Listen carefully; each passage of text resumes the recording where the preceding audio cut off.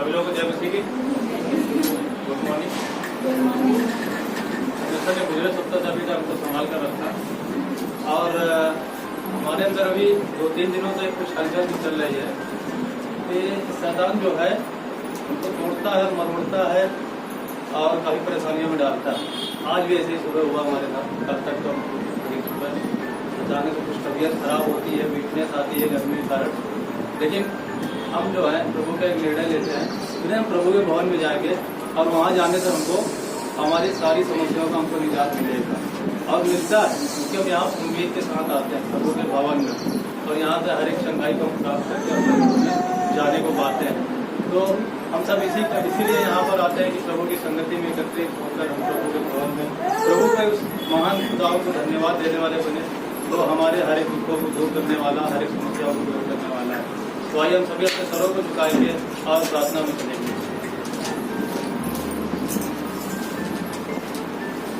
धन्यवाद धन्यवाद। आदर की योग, महिमा की योग मेरे ईश्वर राजा, एक बार हम फिर आपके सरों से जाते हैं। आपने हमें बिल्कुल सुंदर सुबह दिखाई और अपने सही भाई बहनों दोनों से मिलाया। मेरे हम आपका धन्यवाद देते हैं।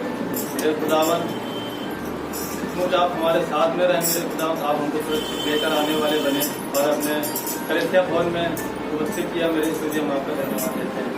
मेरे ईश्वर राजा हम आपसे विनती प्रार्थना करते हैं आज के परमेश्वर पिता इस सेवाई कीजिए। मेरे खुदावन, मेरे खुदावन आज परमेश्वर पिता हम सब अपने हृदयों को यहाँ पर लेकर आए हैं। मेरे खुदावन जो भी परमेश्वर पिता जिनके मनों में जो भी परमेश्वर पिता कोई बात है, कोई बीमारी है परमेश्वर पिता, वो सब अपने हृदय को आज यहाँ पर लेकर आए हैं और परमेश्वर पिता आप सबको जानने वाले हैं। खुदा परमेश्वर पिता आज आप उनसे बोले, बातचीत करें मेरे खुदा और अपनी आशीष परमेश्वर पिता उनके जीवन में होने दें। मेरे खुदा ईश्वर राजा हम आपसे विनती प्रार्थना करते हैं आज के उस अनमोल वचन के लिए मेरे खुदा जो आपकी ओर से मेरे आपकी ओर से खुदा परमेश्वर पिता उस वचनों को परमेश्वर पिता हम आपके हाथों में सौंपते हैं। ईश्वर राजा आज जब वो वचन दिए जाते हैं परमेश्वर पिता वो सब हमारे हृदय में वास करने पर और परमेश्वर पिता हम सब आपके मार्गों पर चलने वाले बने। खुदा मेरे ईश्वर राजा हम आपसे विनती प्रार्थना करते हैं यहाँ पर बैठे भाई बहन जनों को, हर एक जनों को आपके हाथों में सौंपते हैं। मेरे खुदा सब हम सबों के बीच में आपकी उपस्थिति हो मेरे ईश्वर राजा और परमेश्वर पिता जितने भाई बहन नहीं आए हुए हैं जो रास्तों में घरों में है मेरे ईश्वर जी उनको आप सुरक्षित लेकर आने वाले बने। परमेश्वर पिता जो घरों में है उनके बंधन इस मसीह आपके नाम से टूटने वाले हो सके मेरे खुदावन और वो आपके चर्च भवन में आने वाले बने। मेरे परमेश्वर पिता यहाँ पर आप हम सभी आशीषितवान होने वाले बने मेरे खुदावन। मेरे ईश्वर राजा आपने मेरी छोटी सी विनती प्रार्थना सुना मेरे खुदावन। ये छोटी सी विनती प्रार्थना हम आपके मीठे और मधुर नाम से मांगते हैं, सुने और ग्रहण करें।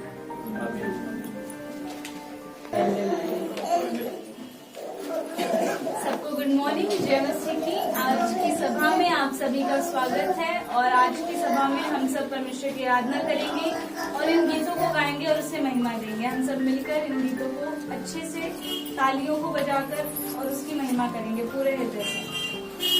हमसे बरनी न जाए मसीह तुम्हारी महिमा, हमसे बरनी न जाए मसीह तुम्हारी महिमा। तुम स्वर्ग छोड़ कर आए, तुम स्वर्ग छोड़ कर आए और मुक्ति बचाए मसीह तुम्हारी महिमा। हमसे बरनी न जाए मसीह तुम्हारी महिमा।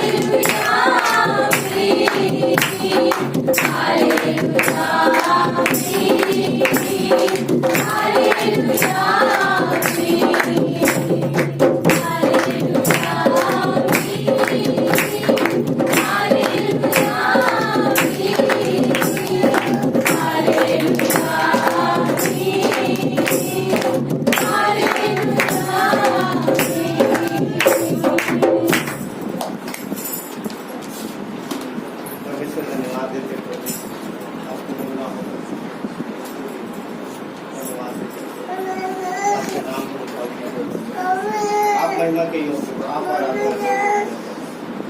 कोई और कोई दूसरा नहीं हो। प्रभु हम आपके हैं प्रभु, आपने हमें बचाया, आपने हमें परमेश्वर अपने हाथों में प्रभु अपने देह में लगाया, आपने हमें सुरक्षित रखा। धन्यवाद देते हो, हमारा जीवन आपका है, हमारी हर सांस आपकी है, हमारे जीवन का हर पल आपका दिया हुआ है। धन्यवाद देते हो, धन्यवाद देते हो प्रभु। अगर हम जीवित है तो आपकी वजह से प्रभु, अगर हम संसार आपकी आराधना कर पा रहे प्रभु आपकी वजह से। धन्यवाद परमेश्वर, सारी चीजें परमेश्वर, हमारे जीवन जो भी है सारी महिमा आपको जाए। धन्यवाद देते प्रभु, धन्यवाद देते। तेरे पास आता हूँ यीशु, तेरे पास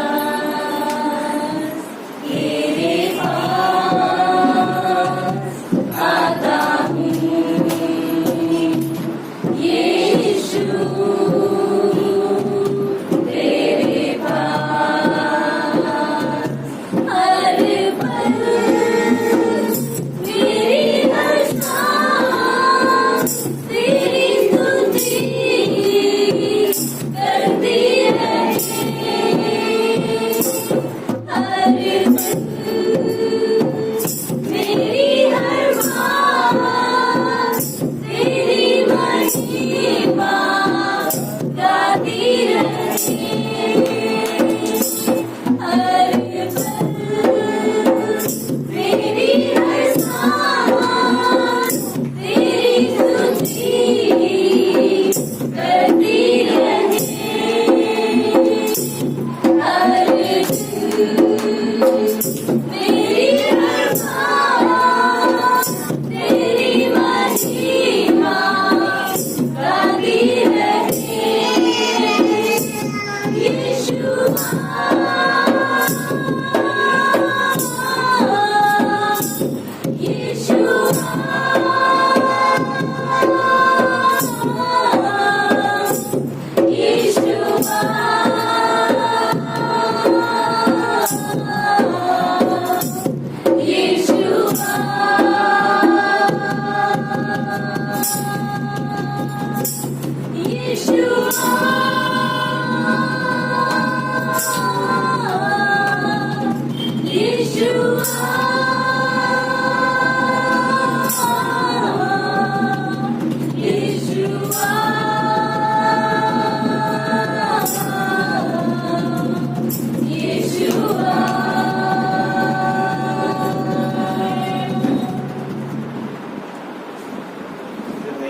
धन्यवाद देते प्रभु। प्रभु यीशु, हम आपको पुकारते हैं, आपकी ओर देखते प्रभु, हम आपका इंतजार करते थे कि प्रभु यीशु आ और हमें ले चल प्रभु, हमें वहाँ जहाँ तो ले जाना प्रभु, अपने स्थान जहाँ के लिए प्रभु आपने हमें बचाया है प्रभु, आपने अपनी जान देकर हमें बचाया, हमें खरीद लिया है। तो प्रभु एक दिन आप आओगे और हम आपके साथ रहेंगे। धन्यवाद देते प्रभु, हम इंतजार कर रहे हैं उस चीज का, उस समय का इंतजार कर रहे हैं प्रभु। हम अपने आप को तैयार करें प्रभु, हम अपने हृदय को तैयार करें प्रभु, हम अपने आप को तैयार कर रहे हैं प्रभु, हम आपका इंतजार कर रहे हैं प्रभु। आप ले चल हमें प्रभु। धन्यवाद, धन्यवाद, धन्यवाद देते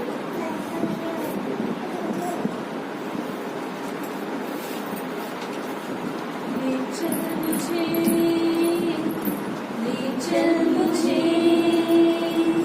तू है जहाँ, ले चल मुझे, ले चल मुझे, ले चल मुझे।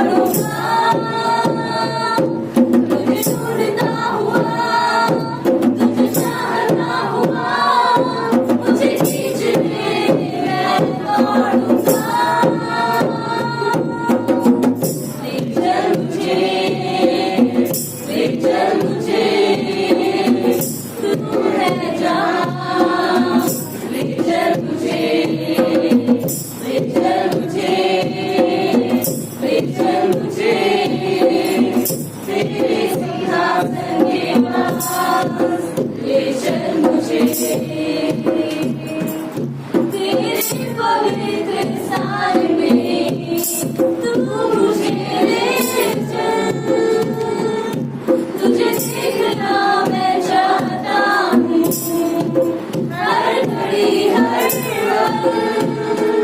तेरे पवित्र साल में तू मुझे ले चल, तुझे देखना मैं चाहता हूँ हर घड़ी हर पल।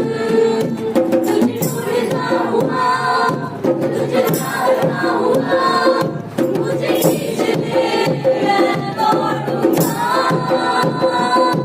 तुझे ढूंढता हुआ, तुझे चाहता हुआ, मुझे खींच ले मैं दौड़ूंगा। जैसे पानी के लिए प्यासा मैं भी हूँ तेरे लिए, जैसे पानी के लिए प्यासा मैं भी हूँ तेरे लिए। तुझे ढूंढता हुआ, तुझे चाहता हुआ, मुझे खींच ले मैं दौड़ूंगा। तुझे ढूंढता हुआ, तुझे चाहता हुआ, मुझे खींच ले मैं दौड़ूंगा। ले चल मुझे, ले चल मुझे, तू है जहाँ। ले चल मुझे, ले चल मुझे, ले चल मुझे तेरे सिंहासन के पास। ले चल मुझे। धन्यवाद देते हैं। धन्यवाद आपके प्रेम, आपकी दया के लिए। धन्यवाद परमेश्वर आपकी अगुवाई, आपकी सुरक्षा। धन्यवाद आप आपने हमें बचाया। धन्यवाद प्रभु कि आप हमें लेने आ रहे। कलीसिया सिर्फ धरती के लिए नहीं है, कलीसिया आपका भवन है प्रभु, कलीसिया आपका निवास स्थान है प्रभु, हम आपका मंदिर है प्रभु, और प्रभु आप हमारे अंदर निवास हैं। प्रभु यीशु, एक दिन उस समय आएगा परमेश्वर आप अपनी कलीसिया में रहोगे। प्रकाशित वाक्य में कहता है कि परमेश्वर का डेरा मनुष्यों के बीच, प्रभु आप अपने लोगों के बीच, एक कलीसिया आपका भवन है। धन्यवाद धन्यवाद परमेश्वर आपकी उपस्थिति के लिए परमेश्वर, धन्यवाद आपकी अगुवाई के लिए। धन्यवाद प्रभु जो हमने आराधना की है परमेश्वर, वो आराधना आपको भाई है, हम विश्वास करते हैं क्योंकि परमेश्वर हृदय से गाने वालों को। धन्यवाद प्रभु, हमारे पास ज़्यादा अच्छे सुर ताल नहीं है, पर प्रभु आपने हमें एक अच्छा हृदय दिया जो हम जिससे हम आपको महिमा दें। धन्यवाद प्रभु, अपने कानों को तैयार करते, अपने हृदय को तैयार करते, आगे के समय को आपके धन्यवाद। प्रार्थना में दीर्घार करते हैं।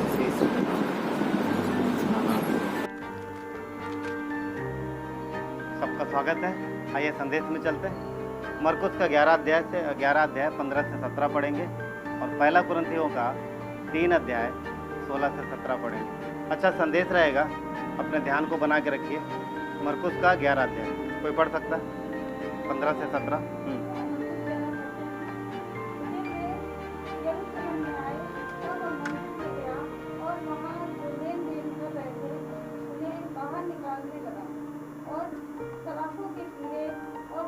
बेचने वालों की चौकियां उलट दी और मंदिर में से किसी को बर्तन देकर आने जाने ना दिया और उपदेश करके उनसे कहा, क्या यह नहीं लिखा है कि मेरा घर सब जातियों के लिए प्रार्थना का घर कहलाएगा? तुमने इसे डाकों की खो बना दी है।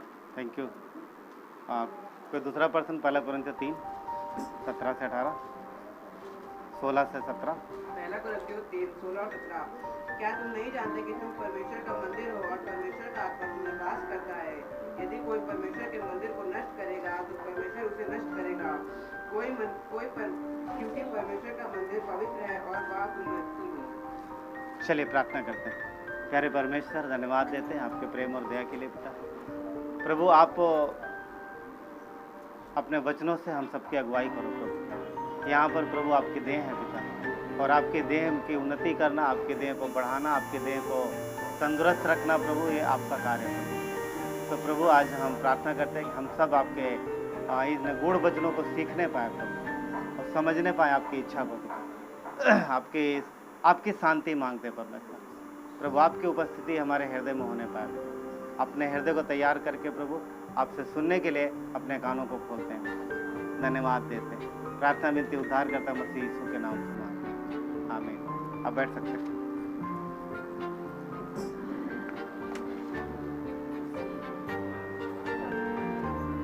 जैसा कि हम लोगों ने मत्ती में पढ़ा, क्या कहता है, यीशु मसीह ने कहा लास्ट में 17 में ना, कि मेरे घर को डाकुओं की खो ना बनाओ, और मेरा घर किसके लिए कहलाएगा? सब जातियों के लिए। वहाँ एक शब्द इस्तेमाल है, सब जातियों के लिए प्रार्थना का घर कहलाएगा, प्रार्थना का घर कहलाएगा। किसका घर? प्रभु का घर। मेरा घर सब जातियों के लिए प्रार्थना का घर कहलाएगा। परमेश्वर का भी भवन है, परमेश्वर का घर है। परमेश्वर ने अपने लोगों के बीच में रहने के लिए घर बनाया। घर किस लिए बनाते हैं हम लोग? रहने के लिए। तो परमेश्वर ने बोला कि मेरा घर होगा, मेरा भवन होगा। कहाँ होगा? तुम्हारे बीच में। मीनिंग क्या है? कि मैं तुम्हारे बीच में रहूँगा। कितनी अच्छी बात है कि परमेश्वर अपने लोगों के बीच में रहता है। आज भी उसकी ये इच्छा है। हम सब अपने घरों में रहते हैं ना, ऑलमोस्ट सब लोग घरों में रहते हैं। कुछ लोग अपने घरों में रहते हैं, खुद के घरों में, कुछ लोग रेंट पे रहते हैं। पर ठीक है, क्या फ़र्क पड़ता है? घर पे तो रहते हैं, तंबुओं में तो नहीं रहते। कुछ लोग रह सकते हैं झोपड़ियों में, आज का भी समय है। मगर देखा जाए तो 40 साल इजरायली तंबुओं में रहे, तंबू में रहे, वो घरों में नहीं रहते, तंबू में रहते। और तब उस समय परमेश्वर भी तंबू में था। पर जब इजरायलियों को परमेश्वर ने घर दिया, तो बाद में फिर दाऊद के हृदय में आया कि मैं तो अपने घर में रहता हूँ, और परमेश्वर कहाँ रहता है? तंबू में। मैं तो अपने घर में रहता हूँ और परमेश्वर तंबू में रहता है। क्या अच्छी बात है। परमेश्वर जिसने सब कुछ दिया वो तंबू में रहता है, और उसके हृदय में आया। तब परमेश्वर ने उसके बेटे के द्वारा, यानी सुलेमान के द्वारा, अपना भवन बनाया। तो परमेश्वर का निवास उसके भवन में रहता है। तब उन्होंने बाद में वो लोग झोपड़ियों का पर्व भी मनाते हैं, झोपड़ियों का पर्व, तंबुओं का। तंबू में रहे ना वो लोग 40 साल। तो परमेश्वर ने बोला, तंबू में जब तुम रह रहे थे, मैंने तुम्हारी सुरक्षा की, मैंने तुम्हारी देखभाल की, मैंने तुम्हें भोजन वस्तुएं सारी चीज़ें दी। इसके याद में वो लोग क्या मनाते हैं? झोपड़ियों का पर्व। कहाँ मिलेगा? लेवितियों के 23, 34 से 43 में मिलेगा। जंगल में 40 साल भ्रमित हुए, भटके, जिसके रूप में यादगार में मनाते हैं। परंतु परमेश्वर ने आज अपने बच्चों को घर दिया है। आज यहूदियों को घर मिला है। ये 40 साल कौन भटके थे? हम लोग नहीं, हम तो अन्य जातियों में आते हैं। कौन भटके थे? परमेश्वर के लोग, चुनी हुई जाति, यहूदी लोग 40 साल जंगल में रहे। पर आज परमेश्वर ने उनको बढ़िया घर दिया। आज इजराइल के पोजीशन टॉप में है। बहुत अच्छे अच्छे घर उनके पास, अच्छी अच्छी बिल्डिंगें हैं उनके पास। कोई तो बता रहा था, एक बार फिर शेयर कर रहा था कि मैं भी पास रहा था, कि उनके पास एक ऐसा होटल उन्होंने बनाया कि वहाँ पर वो तो ना तो बॉम्ब से उड़ेगा, वो रूम, मेरे ख्याल तो रूम है या फिर जो ना, तो ज़्यादा, पर तो बता रहे थे कि ऐसा मजबूत बनाया है। हाँ नहीं, वो तो बंकर है कि रूम जहाँ पर जा कर के दूसरे देश के राष्ट्रपति ऐसा कुछ ठहरते हैं, जैसा ना राष्ट्रपति प्रधानमंत्री, बोलते इतना मजबूत है कि किसी चीज़ से उड़ेगा नहीं, बॉम्ब से भी नहीं उड़ा पाएंगे, इतना मजबूत। पर पॉइंट क्या था बोलने का? कि परमेश्वर ने अपने लोगों को ब्लेस किया है। तंबुओं से निकाल कर आज उन्हें घर दिया है, आज उन्हें घर दिया है। ठीक है, हम घरों में रहें, हाँ, हम किराए पे रहें या अपने घर में रहें, क्या फ़र्क पड़ता है? हम घर में रहते हैं। ठीक, और परंतु यह है कि हमारे जीवन से परमेश्वर को महिमा जानी चाहिए, परमेश्वर को महिमा जानी चाहिए। एक जोक आया था अखबार में, थोड़े दिन पहले मैंने पढ़ा था, याद आ रहा खुद का। उसमें लिखा था कि अंग्रेजी सीखना बड़ी मुश्किल है। ठीक है, अंग्रेजी को सीखना बहुत मुश्किल है, मगर अंग्रेजी पीना बहुत आसान है। समझ पा रहे? अंग्रेजी सीखना बहुत मुश्किल है, परंतु अंग्रेजी पीना बहुत आसान है, और पीने के बाद अंग्रेजी बोलना और आसान है। है ना। खैर ये जोक था, होगा उसका कोई लेना देना नहीं, इससे कनेक्ट नहीं है। हाँ, कहने का मतलब ये है कि अगर हम परमेश्वर के लोग हैं तो हमारे जीवन से कुछ ऐसी चीज़ें ना हो कि हम घर में रह रहे हैं और अंग्रेजी बोल रहे हैं जो नहीं आती। आप समझ पा रहे हैं? परमेश्वर के बच्चों के जीवन से ऐसी स्थिति ना हो। परमेश्वर अपने लोगों के द्वारा अपनी महिमा लेना चाहता है। उसने क्या बोला मरकुस के 15 में, मरकुस के 11 में, कि मेरा भवन किसका घर कहलाएगा? प्रार्थना घर कहलाएगा, इसे डाकुओं की खो ना बनाओ। यशायाह के 56 अध्याय 7 वचन 7 में भी उसने ये बात बोली। यीशु मसीह ने जो बात कही है वो यशायाह के 56 अध्याय वचन 7 के बी पार्ट में लिखा है, क्योंकि मेरा भवन सब देशों के लिए प्रार्थना का घर कहलाएगा। मेरा भवन सब देशों के लिए प्रार्थना का भवन कहलाएगा। तो आज देखो ना, परमेश्वर के परमेश्वर की महिमा सब जगह के लोग कर रहे हैं। आज वो वचन पूरा हो रहा है। पर मरकुस के 17 के बी पार्ट में कहता है कि तुमने इसे डाकुओं की खो बना दिया। किसको बोल रहा है यीशु मसीह? जब वाक्य कहा था परमेश्वर ने, जब यीशु मसीह ने वचन कहा था तो किसको बोला था? यहूदियों को, क्योंकि उन्होंने परमेश्वर के भवन में बहुत कुछ ऐसा कर रहे थे। वो लोग बहुत कुछ ऐसा करके रखा था जिसकी वजह से वो भवन परमेश्वर की आराधना का भवन ना कहला करके वहाँ कुछ ऐसा ना लेन देन बहुत सारी चीज़ें हो रही थी। तो यीशु ने बोला तुमने इसे डाकुओं की खो बना दी। यहाँ पर जो शब्द है खो का, वो है 2 शब्द मिलते हैं इंग्लिश में, केव और डेन, मतलब गुफा और या मान। ठीक है, गुफा गुफा। तो पहले के ज़माने में डाकू लोग कहाँ रहते थे? ज़्यादातर गुफा में रहते थे। हाँ, अगर हम लोग जब बचपन में अली बाबा वगैरह सब कुछ देखते थे तो गुफा जैसे होती थी, राइट, गुफा जैसा होता। तो आजकल ना, परमेश्वर का धन्यवाद, आजकल के डाकू ऐसे नहीं है। आजकल के आपके घर में नहीं आएंगे। आज पहले के डाकू कैसे होते थे? आते थे, लूटते थे, लेके चले जाते थे। आजकल तो हम खुद ही दे आते हैं उनको। आजकल के थोड़ा इसे अपडेट हो गए, वो घर बैठे रहते हैं, हम खुद जाते हैं, ये लो भैया। नहीं समझ पाए? फ्रॉड करने वाले लोगों को बात करो, आजकल ऐसे हो गए। सो यहाँ पर कह रहा है कि तुमने डाकुओं को खो बना दी। जो टॉपिक जिस पे हम बात कर रहे हैं, मेरे घर को डाकुओं के खो ना बनाओ, इस विषय में बात हो रही है। अब यहूदी लोग क्या कर रहे थे? यहूदी लोगों ने क्या किया था कि वहाँ बहुत कुछ कर रहे थे वो लोग। परंतु चलो डाकुओं के विषय में थोड़ा देखते हैं। डाकू लोग जहाँ पर होते हैं, जहाँ छुपते, जहाँ रहते, वो क्या होता है? उसको गुफा कहते हैं। और वो सबसे उनकी पसंदीदा जगह होती है और सबसे सुरक्षित जगह वही होती है। वो अपना खजाना कहाँ छुपाते थे? शहर में? कहीं ऐसी जगह छुपाते थे, कहीं ऐसी गुफा में छुपाते थे जहाँ जिसका किसी को पता ना चले, ऐसी जगह में छुपाते थे वो लोग। और सुरक्षा की दृष्टि से भी वो गुफा अच्छी होती थी। फिर भी वो लोग नई गुफा की तलाश में रहते थे, कहीं किसी को पता लग जाए तो दूसरी गुफा में जाएंगे ना।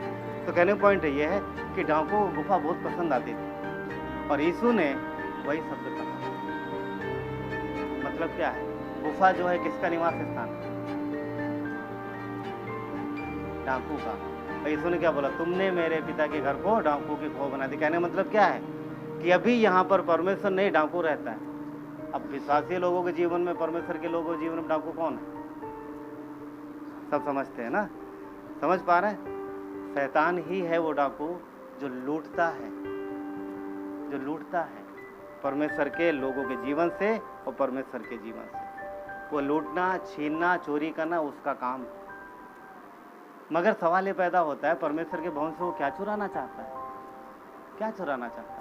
अब देखोगे जब परमेश्वर के भवन का निर्माण हुआ था तो वहाँ पर बहुत से सोने, चांदी और पीतल, बहुत सारी चीज़ें थी और भवन के अंदर भी बहुत सोना लगा। ठीक है, भवन के अंदर भी बहुत सारा सोना लगा हुआ था।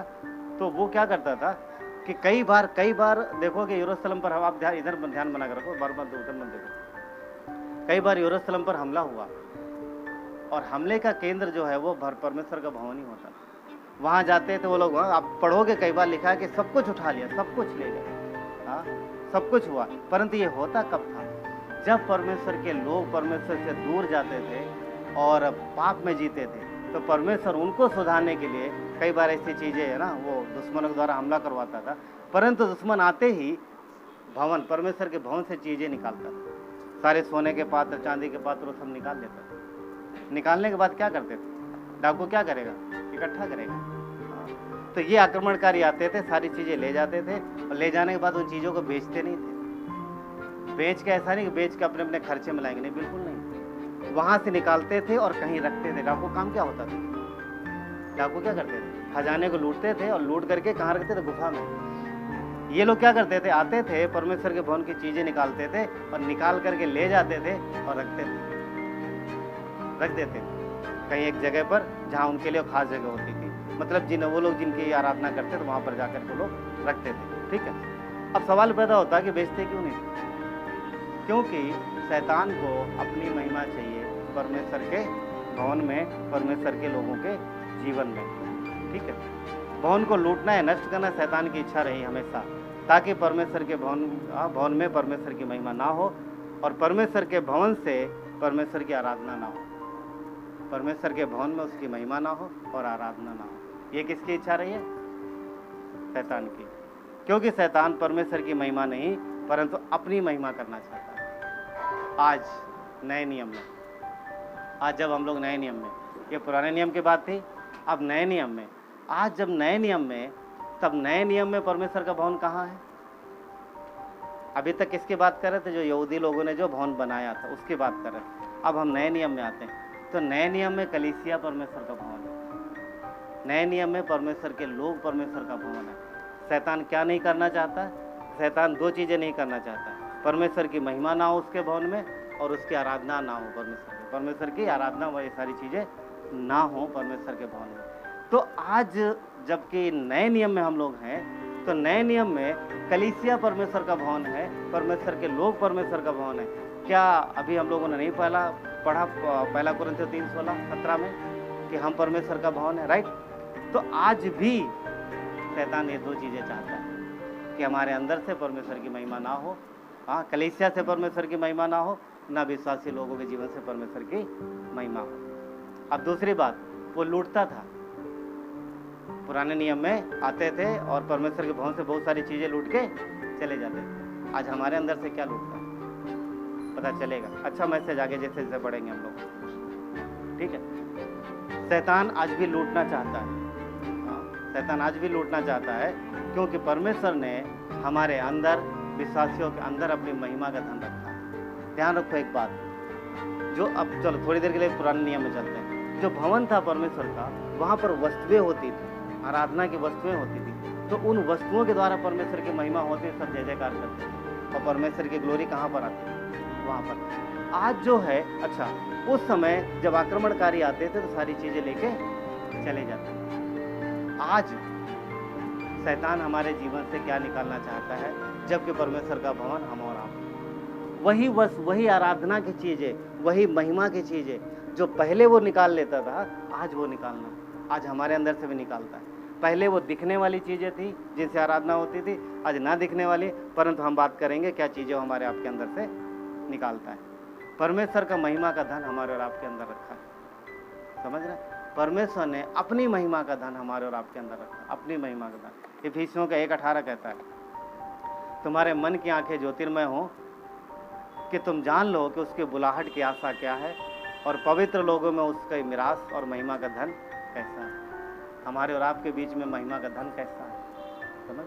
महिमा का धन पहले वहाँ पर बहुत होता था, मंदिर में बहुत सोना होता था, परमेश्वर के भवन में आता, सब लोग चले जाते थे। हमारे और आपके अंदर से क्या निकाल रहा है? अनमोल खजाना रखा है उसने हमारे और आपके अंदर, देखेंगे धीरे धीरे। ठीक, परमेश्वर हमें अपनी महिमा चाहता है कि हम उसका मंदिर है और हमसे परमेश्वर की महिमा हो।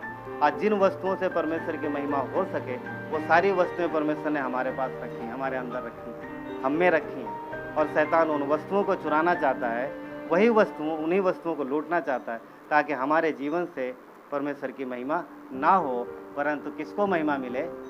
शैतान को मिले। क्या विश्वासियों के जीवन से शैतान को महिमा मिल सकती है? मिल सकती है और मिलती भी है। तो क्या चीज़ें वो निकालना चाहता है? ठीक, आगे देखेंगे। भजन संहिता 86:12 कहता है, हे मेरे प्रभु, हे मेरे परमेश्वर, मैं संपूर्ण मन से तेरा धन्यवाद करूंगा और अपने नाम की महिमा, तेरे नाम की महिमा सदा करता रहूंगा। देखिए, हमारे जीवन से परमेश्वर की महिमा हो, इसीलिए परमेश्वर ने हमें बनाया है और इसीलिए बचाया है। आज हम उसका भवन है, हम उसका मंदिर हैं। समझ पा रहे हैं? पुराने नियम से वो सारी वस्तुएं निकाल लेता था ताकि बाद में महिमा ना हो सके, ताकि लोग आराधना ना कर सके। आज भी वो, जबकि हम उसका भवन है, देखिए हमेशा शैतान का टारगेट परमेश्वर का भवन रहा है, क्योंकि परमेश्वर के भवन से क्या होती है? परमेश्वर की।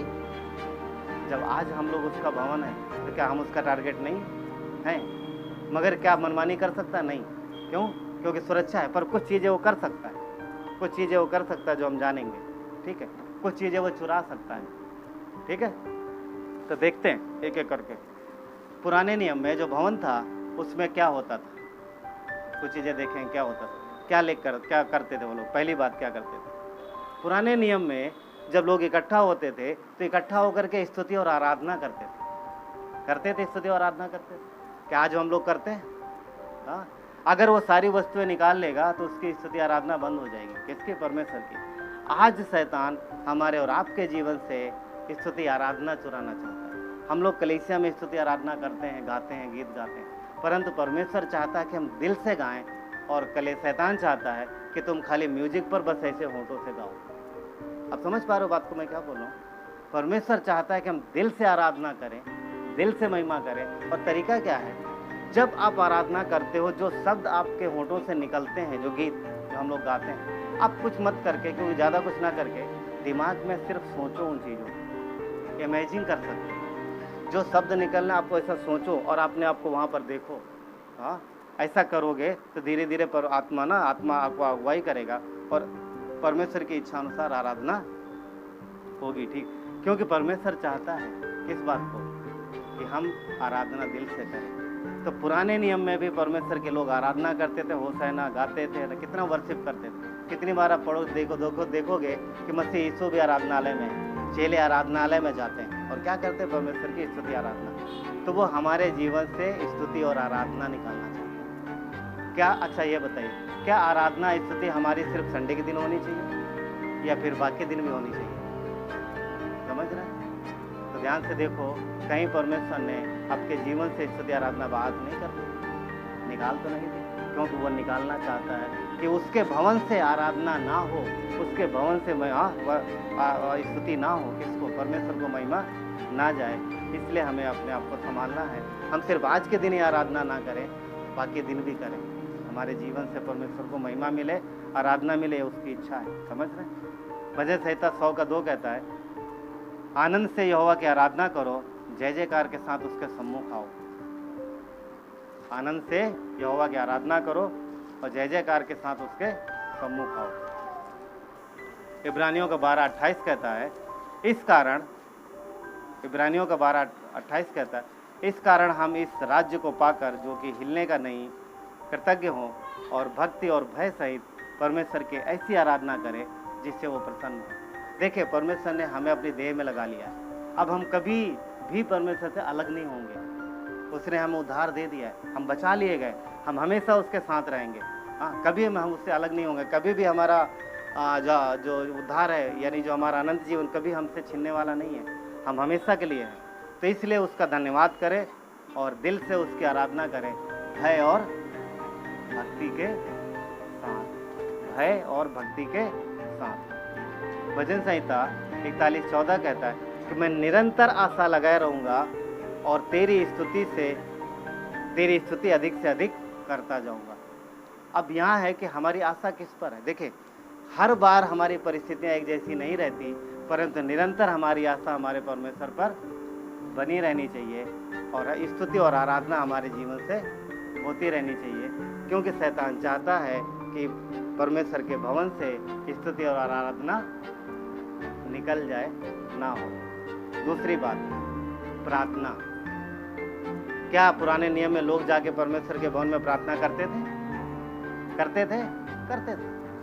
तो आज शैतान चाहता है कि प्रार्थना हमारे जीवन से ना रहे, प्रार्थना भी ना रहे। प्रार्थना और पश्चाताप दोनों साथ में, क्योंकि जब हम प्रार्थना करते हैं और पश्चाताप करते हैं तो क्या हो जाता है? परमेश्वर के साथ एक रिश्ता बन जाता है, क्योंकि परमेश्वर हमें क्षमा करता है।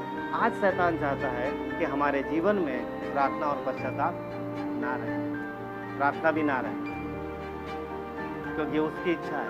उस समय लोग जाते थे भवन में, आराधना करते थे। आज हम भी क्या करते हैं? आराधना करते हैं, वो लोग प्रार्थना करते थे। आज हम क्या करते हैं? प्रार्थना करते हैं। तो शैतान चाहता है कि सारी चीज़ें हमारे जीवन से निकल जाएं, परंतु परमेश्वर की इच्छा है कि ये सारी चीज़ें हम निरंतर करते रहें। लूका का 3:8 कहता है, लूका का 3:8, अतः मन फिराओ कि योग्य फल लाओ और अपने मन में ये ना कहो, ये ना सोचो कि मेरा पिता अब्राहम। पॉइंट क्या है? परमेश्वर के लोगों को मन फिराओ के योग्य फल लाना, मतलब मन फिराए और अपनी चाल को परमेश्वर की इच्छानुसार रखें। परंतु यहूदी ऐसा नहीं कर रहे थे। क्यों? वो घमंड कर रहे थे। किस बात पे पता?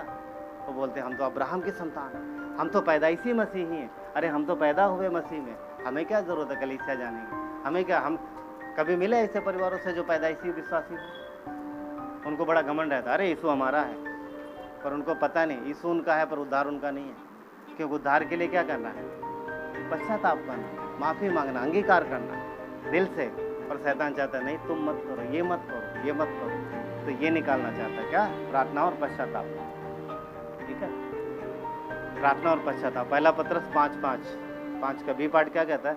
कि परमेश्वर अभिमानियों का विरोध करता है परंतु दीनों पर अनुग्रह करता है। देखिए एक चीज़ है, बहुत खास बात है, ये ध्यान रखिएगा। परमेश्वर चाहता है कि परमेश्वर चाहता है कि हम दीन नम्र बने, परंतु शैतान चाहता है कि हम घमंडी बने। क्यों? अगर हम घमंडी बन जाएंगे तो फिर शैतान को कुछ करने की जरूरत नहीं, वो चुपचाप बैठ जाएगा। कारण क्यों? क्योंकि घमंड के विरोध में कौन है? वचन कहता परमेश्वर ही घमंड के विरोध में।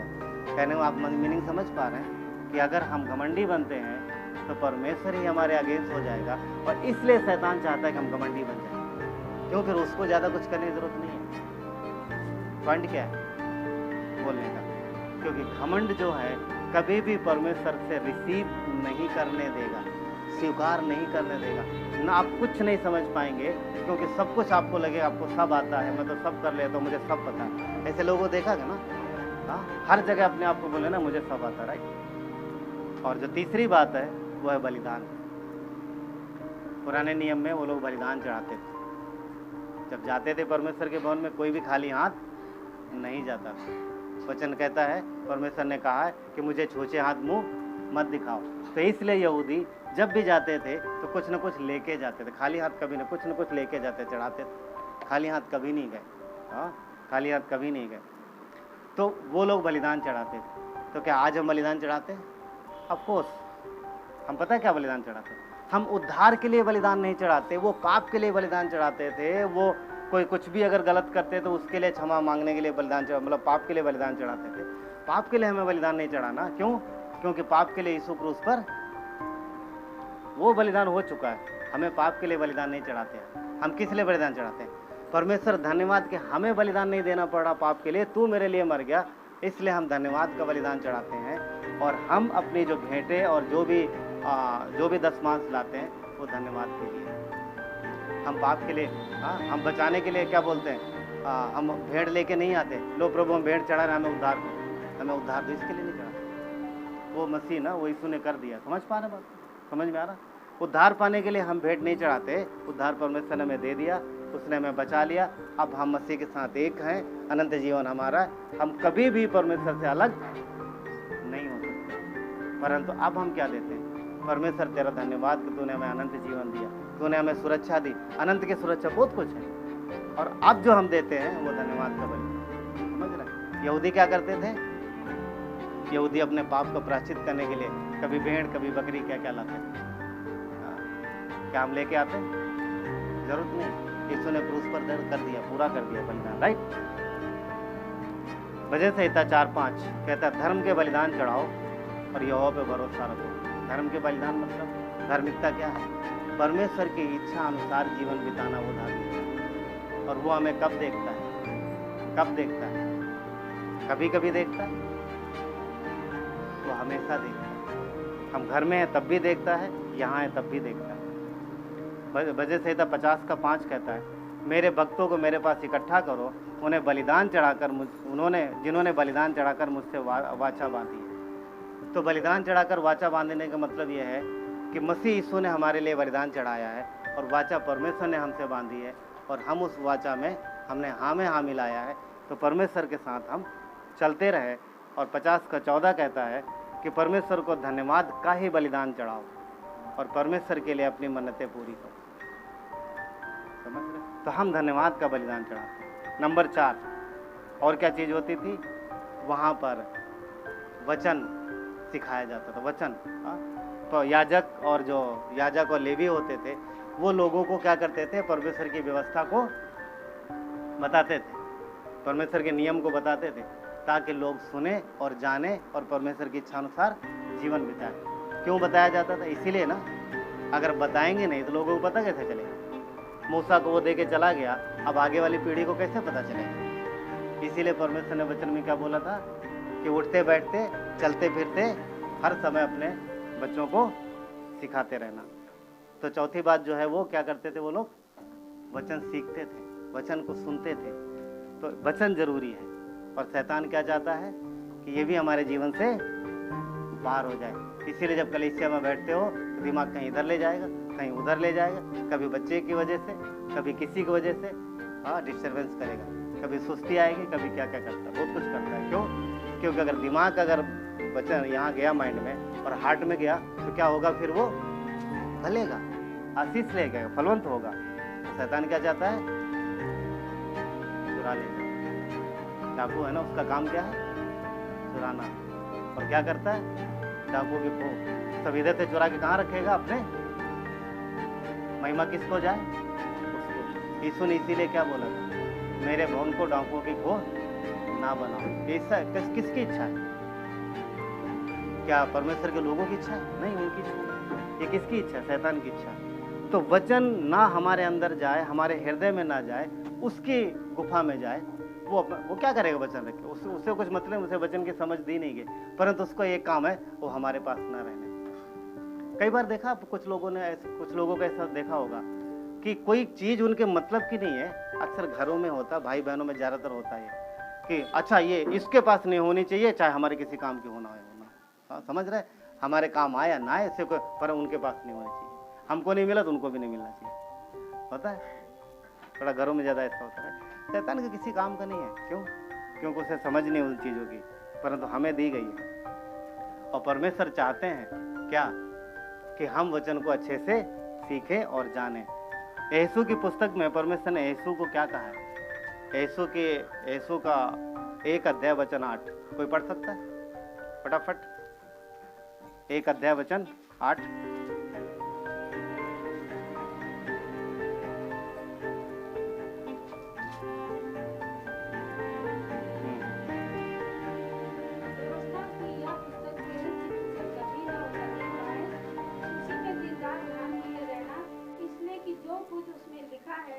उसके अनुसार करने की तू चौकसी करे, क्योंकि ऐसा ही करने से तेरे सब काम सफल होंगे और तू प्रभावशाली होगा। ठीक है? क्या ये इच्छा सिर्फ यीशु के लिए थी? ये सबके लिए? परमेश्वर की ये इच्छा सबके लिए है कि जो परमेश्वर ने व्यवस्था की पुस्तक दी है, उस समय परमेश्वर यहूदियों को बोला था कि जो व्यवस्था मैंने दी है वो उस पर चलो। आज परमेश्वर क्या कहता है? जो उसके वचन हमें सिखाए जाते हैं वो हम सुने और उस पर चले। 2 चीजें होंगी ऐसा करने से। क्या होगी? हमारे सारे काम सफल होंगे, और क्या कहता है कि तुम प्रभावशाली हो। परमेश्वर के बच्चे संसार में प्रभावशाली होने के लिए संसार का तरीका नहीं अपनाते, वो प्रभु में प्रभावशाली होने की कोशिश करते। हम जब प्रभु में प्रभावशाली होंगे तो परमेश्वर हमें संसार में प्रभावशाली होगा। मगर ध्यान रखना है कि पता क्या, शैतान हमेशा ये झूठ बोलेगा कि तुम संसार में प्रभावशाली हो। अरे पहले दुनिया में नाम करो। अगर तुम दुनिया में नाम नहीं करोगे तो तुम्हारा क्या होगा? कौन जानेगा तुम्हें? पर आप देखो, जिन्होंने पवित्र शास्त्र में जिन्होंने परमेश्वर को अपने जीवन प्रभावशाली बनाया है, परमेश्वर ने कभी उन्हें नीचे रहने दिया, परमेश्वर ने उन्हें ऊंचा उठाया। समझ पा रहे? तो हमें कहाँ पर प्रभावशाली बनना है? परमेश्वर में। वचन में प्रभावशाली बनो, प्रार्थना में प्रभावशाली बनो, आराधना में प्रभावशाली बनो, ये उसकी इच्छा है। और यहाँ पर क्या कहता है यीशु को कि तू दिन रात चौकसी करना, और हमें वैसे ही करना है। क्योंकि शैतान नहीं चाहता कि हम वचन में मजबूत हों, वचन में शार्प हों, तेज हों। यीशु के पास आया था शैतान, याद है? परीक्षा में जवाब किस चीज से दिया यीशु ने? सांसारिक वस्तुओं से, सांसारिक बातों से। शैतान ने जवाब कैसे दिया था? वचन से ही हम उसे हरा सकते हैं और कोई तरीका नहीं है। आप समझ पा रहे? इसलिए वचन में तेज बनो। और शैतान चाहता है ये भी हमारे जीवन में वहाँ सिखाया जाता था, याजक लोग सिखाते थे ताकि बोल रहा उनकी प्रजा तेज बने। और परमेश्वर चाहता है कि तुम वचन में तेज बनो। ठीक है।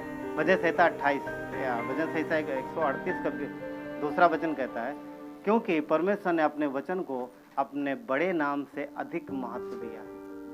समझ पा रहे? परमेश्वर ने अपने वचन को अपने नाम से ज्यादा महत्व दिया। और शैतान क्या कहता है? तुम यीशु यीशु जपते रहो। बच्चा अरे छोड़ो ना, नया पढ़ना क्या जरूरी है ना। आज थक गए उतना कल पढ़ लेना, नाम ले लो ना, प्रार्थना करके सो जाओ। वचन, परमेश्वर ने वचन को अपने नाम से ऊपर रखा है, इसलिए शैतान चाहता है कि वचन हमारे जीवन से निकल जाए। समझ रहे हैं? परमेश्वर के भवन में अगर परमेश्वर का वचन नहीं होगा तो फिर क्या रहा? खाली रहा। राइट? इसलिए जरूरी है कि हम वचन में मजबूत बने। अगली बात, फेलोशिप, संगति। फेलोशिप होती परमेश्वर के भवन में, फेलोशिप होती कैसे? परमेश्वर के लोग किसके पास आते? परमेश्वर के पास। पुराने नियम में था परमेश्वर के लोग परमेश्वर के पास आ रहे, अपने परमेश्वर से फेलोशिप कर रहे, एक दूसरे से फेलोशिप कर रहे। रिश्ता है, फेलोशिप, संगति। और ये चाहता है शैतान की ना हो, ये भी चाहता ना हो। तुम अलग रहो, सेपरेट हो, सेपरेट हो। आज सेपरेट कितना लोग सेपरेट होगा आप देख रहे हैं। घर में लोग सेपरेट रहते हैं, ऑफिसों में लोग सेपरेट मतलब अलग रहते हैं, इधर बैठे उधर बैठे, किसी को कोई मतलब नहीं। पर पहले कैसा था? कितना पहले का समय देखो ना, अगर सामाजिक तौर पे भी देखो तो पहले लोग पूरा ज्वाइंट परिवार में रहते थे। हाँ, एक दिन मैं राजू के घर गया था, अभी कुछ दिन पहले था, तो मैंने इनकी शादी की बारात देखी, इतनी बड़ी, काफी बड़ी बारात। हाँ, तो मैं सोचा यार ये क्यों दिए जाते हैं? हाँ, ये क्यों दिए जाते हैं? तब उसी समय परमेश्वर ने मेरे मन में एक बात डाली, क्यों?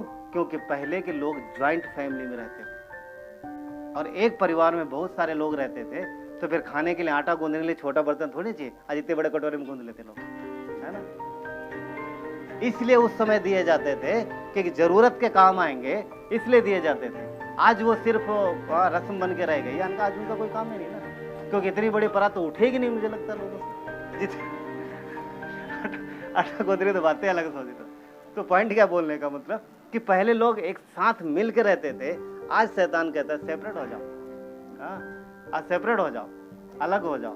पर परमेश्वर की इच्छा है कि फेलोशिप हो, संगति हो, ये वो चाहता है। सुनो ध्यान से एक बात और, जब हम आपस में अलग हो रहे हैं ना, आपस में सेपरेट होते जा रहे हैं, तो हम परमेश्वर को भी सेपरेट कर रहे हैं। हम संगति पसंद नहीं कर रहे आजकल।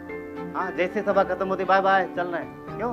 पसंद नहीं है ना लोगों के साथ बातचीत करना, आया बस हो गया ना। ये बताए, ध्यान रखना, ये कल्चर में है, ये धीरे धीरे बदल रहा टाइम, मगर ये शैतान की ओर से।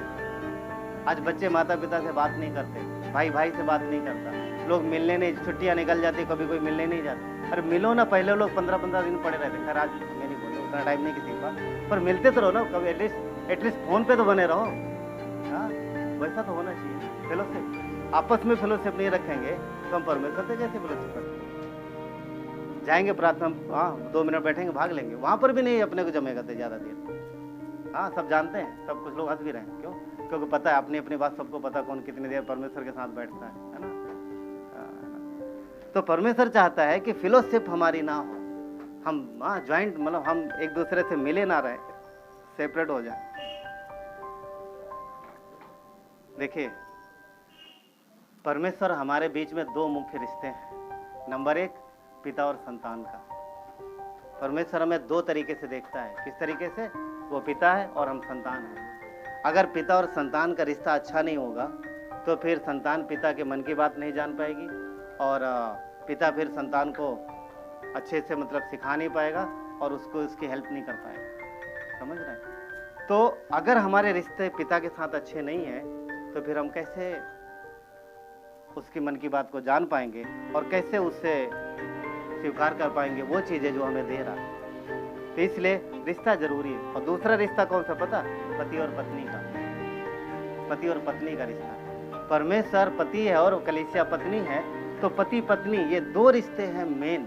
और भी हैं, भाई भी कहता है, मित्र भी कहता है, ठीक, परंतु 2 मुख्य रिश्ते हैं। वो हमारा पिता है और हम उसकी संतान है, वो पति और हम पत्नी है। तो ये दो मुख्य, आज समाज में भी यही दो रिश्ते मुख्य हैं। आप ध्यान से देखिए, यही समाज में भी यही दो मुख्य रिश्ते हैं, पिता और संतान का, यानी माता पिता और बच्चे, और पति और पत्नी। और इन्हीं दो रिश्तों में शैतान क्या ला रहा? तलवार, मतलब अलगाव, बीच में अलगाव ला रहा इन्हीं दो रिश्तों। आज बच्चे माता पिता की सुनते नहीं, बच्चों को लगता है वो ज्यादा बुद्धिमान हो रहे हैं, हम तो इंग्लिश मीडियम स्कूल में पढ़ रहे हैं। अरे तुम भूल गए हो कि इंग्लिश मीडियम में पढ़ाने के लिए निर्णय किसने लिया है? माता पिता ने लिया। जिस स्कूल में तुम पढ़ रहे हो फीस कौन भर रहा है? कहाँ से आ रही? वही ना, वही हिंदी मीडियम वाले जो ना माता पिता, उन्हीं के द्वारा आ रहे। आज बच्चों को हम देखते हैं अपनी खुशी के लिए मम्मी पापा को साइड करेंगे और दोस्तों के साथ, दोस्तों के साथ एंजॉय करेंगे। दोस्त सदा के लिए नहीं रहने वाले, थोड़े समय के लिए रहेंगे। उसके बाद जैसे स्कूल कॉलेज खत्म, दोस्त गायब, कुछ ही कुछ बचता, पर माता पिता सदा के लिए, जब तक धरती पर है।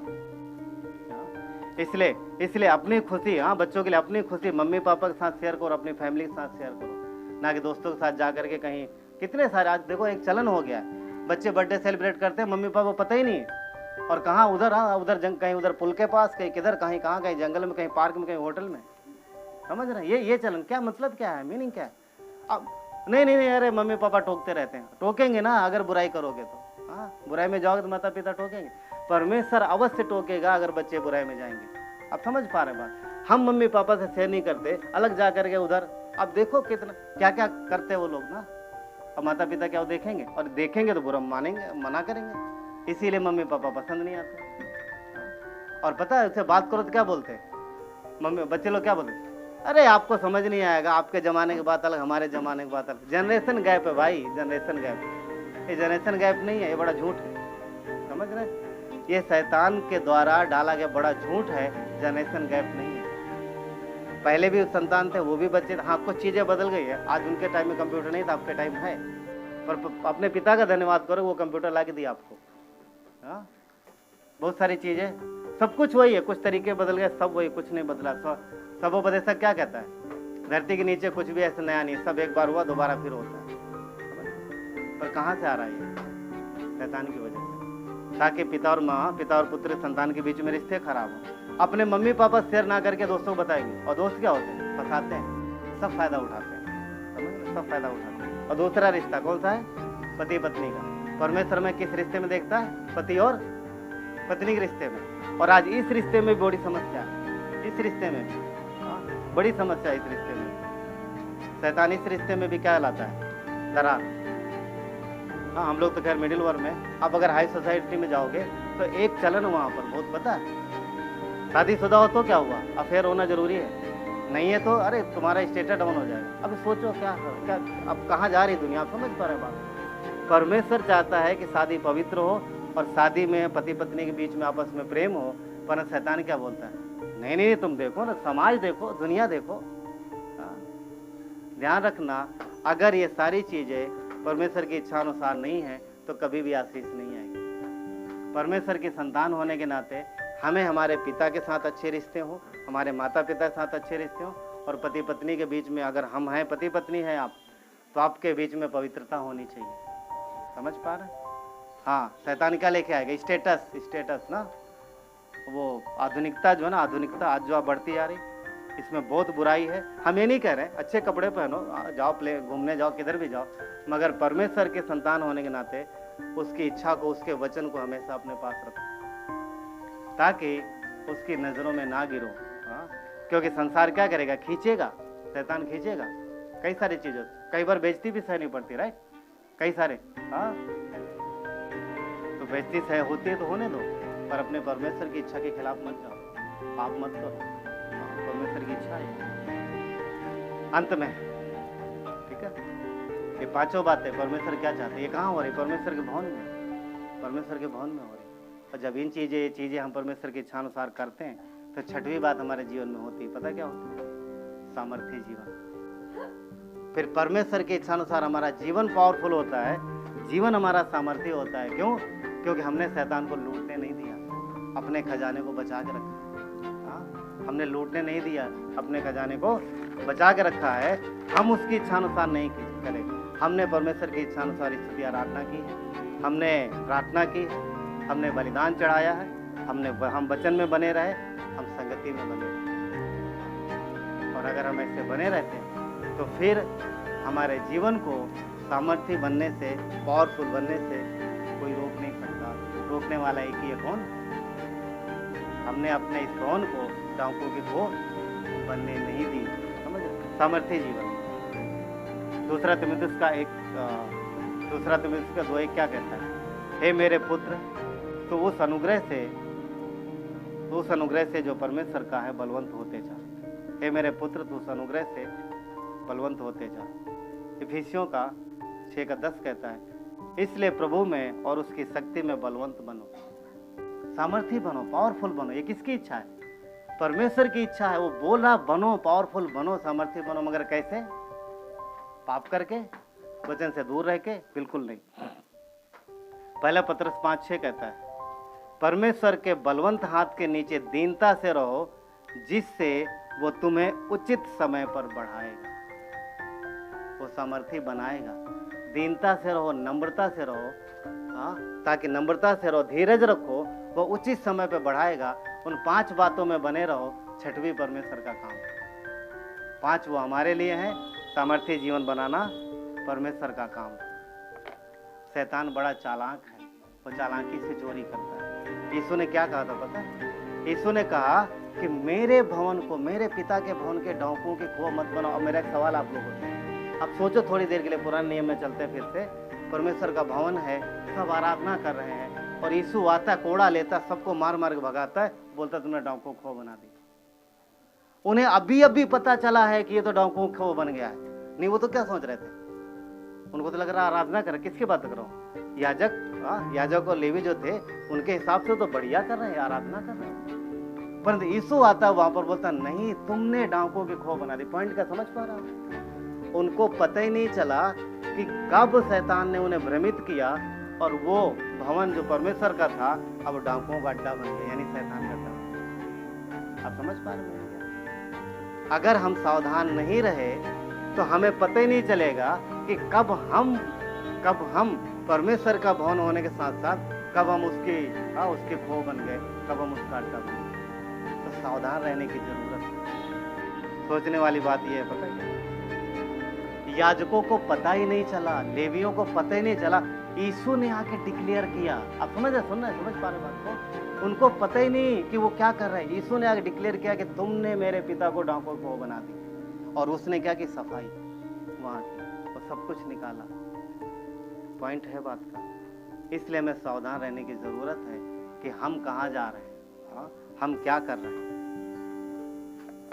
1 कुरिन्थियों 3:16 क्या नहीं कहता? हम परमेश्वर का भवन है।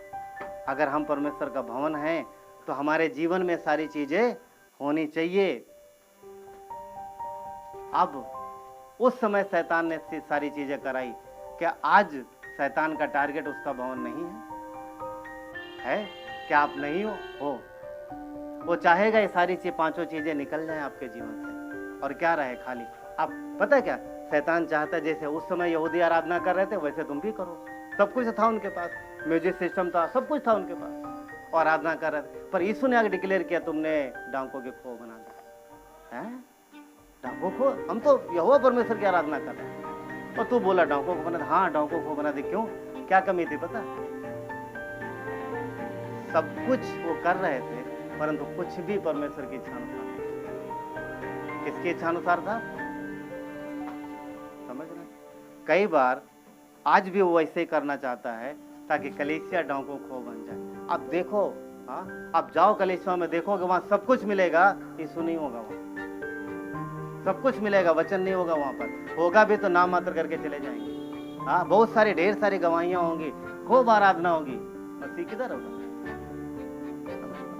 कोई नहीं बोलेगा हाँ तुमने गलत किया। यीशु ने क्या बोला? वहां पर आके निकाला और सीधे बोला तुमने मेरे डाकुओं के, मेरे पिता के घर को डाकुओं की वो बना दी जाए।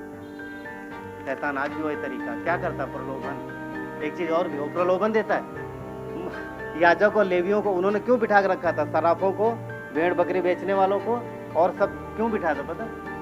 क्योंकि वहां से उनको बहुत आमदनी होती, बहुत सारा पैसा मिल रहा था। किसको? याजकों। तो आज भी क्यों? आज भी वो प्रलोभन देता है। लालच की वजह से वो लोग उनको हटा नहीं रहे। क्यों? ये भैया महंगा महंगा 10 रुपए की बकरी 200 की बेच रहे होंगे, पता नहीं बकरी 10 रुपए की थी कितने, शायद और सस्ती हो सकता है उसमें और सस्ती हो, 2-3 पैसे की हो। मतलब चलो एक्चुअल रेट मान लो उसका 50 रुपया था, तो ये लोग बेच रहे होंगे 100 का। किसको बेच रहे थे पता आपको? क्योंकि परमेश्वर के लोग बहुत दूर दूर से आते थे, अलग अलग रहते थे, वो लेके नहीं आ पाते, इतनी दूर से कहाँ से लाएंगे सामान। तो वो लोग क्या करते थे, ये इन्हीं का दिमाग था कि हम लोग इनको यहीं अवेलेबल कराएंगे, और जब जाते तो वहाँ से खरीदते थे ऊंचे दामों पर, और कमीशन, समझ रहे। तो शैतान ने क्या दिया था? लालच की वजह से वो निकाल नहीं पा रहे थे। यीशु आया और कोड़े लेके सबको भगाया। पॉइंट क्या है कि शैतान आज भी लालच देगा। क्यों? क्योंकि हम यानी हम और आप किसके भवन हैं? परमेश्वर के। वो आएगा, लालच देगा, बिठा लो इसको अपने पास, ये तुमको कमीशन देगा। हाँ, शैतान बोला आने दो मुझे अपने अंदर, मैं दूंगा तुम्हें कमीशन। तो ध्यान रखना वो सारी बातें, ताकि हम उसके लालच में ना फंसे, उसके लालच में ना फंसे। दूसरा कुरिन्थियों के 4:7 कहता है, परंतु हमारे पास वो मिट्टी का धन बर्तनों में रखा है, ये असीम सामर्थ हमारी ओर से नहीं वरन परमेश्वर की ओर से। परमेश्वर ने हमारे आपके अंदर वो धन रखा है। भवन में था, भवन सोने चांदी के बर्तनों से बना था। आज परमेश्वर ने आराधना की सारी वस्तुएं हमारे अंदर रखी हैं, और वो कीमती हैं, वो बहुमूल्य हैं। क्यों? क्योंकि शैतान को सोने से प्यार नहीं है, गोल्ड से प्यार नहीं है, उसको वो आराधना चाहिए जो हमारे द्वारा परमेश्वर को मिलती है। समझ पा रहे हैं? उसको उससे प्यार है। वो नहीं चाहता कि कलीसिया आराधना करे, वो नहीं चाहता कि परमेश्वर के लोग आराधना करें, वो नहीं चाहता कि परमेश्वर लोग वचन में बढ़े, वो नहीं चाहता है कि परमेश्वर का लोगों का जीवन सामर्थ्य हो। हम परमेश्वर का भवन है, इसलिए हमें अपने इन चीज़ों की रक्षा करना है। क्या चीज़ है? आराधना, स्तुति संभालना है, पश्चाताप यानी प्रार्थना और पश्चाताप, बलिदान, तीसरा बलिदान, चौथा वचन, पांचवा संगति यानी फिलोसी, और छठवां सामर्थ्य जीवन जो परमेश्वर की ओर से। समझ पाए? इफिसियों का 1:18 कहता अंत में, तुम्हारी मन की आंखें ज्योतिर्मय हो, ताकि तुम जान लो कि उसके बुलाहट की आशा क्या है, और पवित्र लोगों में उसके मिरास की महिमा का धन कैसा है। उसने हमारे अंदर वो धन रखा है, और वो धन पर चोर की नजर होती है। हाँ, धन पर डाकुओं की नजर होती है, आज भी होती कि नहीं होती? होती है ना। तो हमारे आपके अंदर जो धन है उस पर नजर है डाकुओं की, और वो धन की रक्षा करना। परमेश्वर ने तरीका बताया, ठीक है। इसलिए यीशु ने क्या बोला? मेरे पिता के घर को डाकुओं की खो मत बनने दो। तो चलिए प्रार्थना करते हैं। प्यारे परमेश्वर, अनुग्रहकारी दयालु परमेश्वर, प्रभु धन्यवाद देते हैं आज के संदेश के लिए। परमेश्वर प्रभु, हमारे जीवन से आराधना हो पिता, हमारे जीवन में प्रार्थना हो परमेश्वर, हमारे जीवन में बलिदान हो प्रभु, हमारे जीवन धन्यवाद का बलिदान हो परमेश्वर, हमारे जीवन में आपके वचन हो प्रभु, और हमारे जीवन में आपके साथ मजबूत फिलोसी हो।